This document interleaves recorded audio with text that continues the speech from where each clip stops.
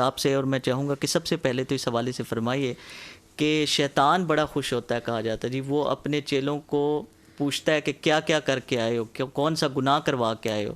تو جب کوئی چیلا کہتا ہے نا کہ دو میاں بیوی کے درمیان میں نے آج علیحدگی کروا دی ہے، تو وہ خوشی سے سینے سے لگا لیتا ہے کہ یہ کام ٹھیک کیا ہے.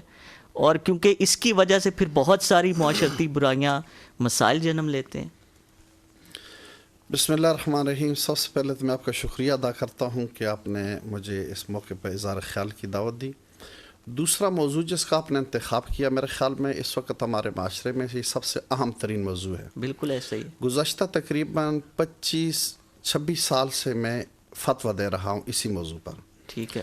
اور ہمارے ہاں جو فتوے آتے ہیں ان میں 95% فتوے جو ہیں طلاق کے ہی آتے ہیں. اللہ. اور روزانہ 3-4 پارٹیاں ہوتی ہیں. یہ ڈیلی کی، بھئی 25 سال کا یہ میں ڈیلی کی روٹین ہے جو گزشتہ 25 سال سے یہ سلسلہ جاری ہے. اور 3-4 پارٹیاں ہمارے پاس روز آتی ہیں اسی سلسلے کے اندر. اللہ اکبر. میری بچی ہے، وہ ابھی درس نظامی اس نے کی ہے، تو وہ میری روٹین دیکھتی ہے، تو اس نے کہا ابو جی بندہ تو طلاق کا باب پڑھ لے مفتی بن جاتا ہے. اللہ. اس لیے کہ لوگوں نے پوچھنا ہی یہی ہوتا ہے، اور تو کچھ پوچھنا ہی نہیں ہے. اللہ. تو آپ اندازہ لگا لیں کہ ہمارے معاشرے کے اندر یہ وبا کتنی پھیلی ہوئی ہے.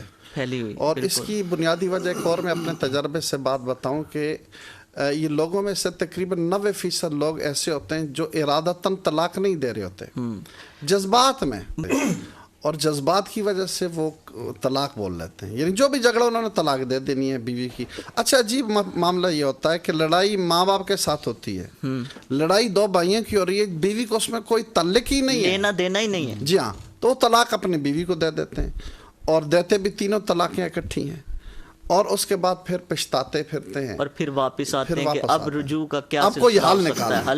اب حل نکالیں.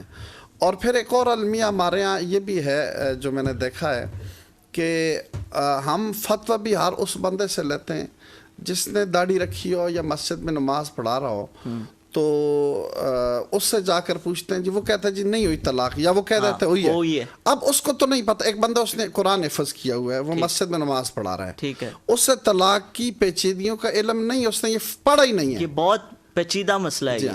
اور آپ اس کے پاس چلے جاتے ہیں یہ پوچھنے کے لیے. پھر وہ جو کہتا ہے، پھر وہ کہتے ہیں اس نے کہہ دیا نہیں ہوئی تو لہٰذا نہیں ہوئی، یا اس نے کہہ دیا ہو گئی ہے. اب ہمیں اسے سوچ سمجھائیں، وہ اپنے مولوی صاحب کی بات کرتا ہے.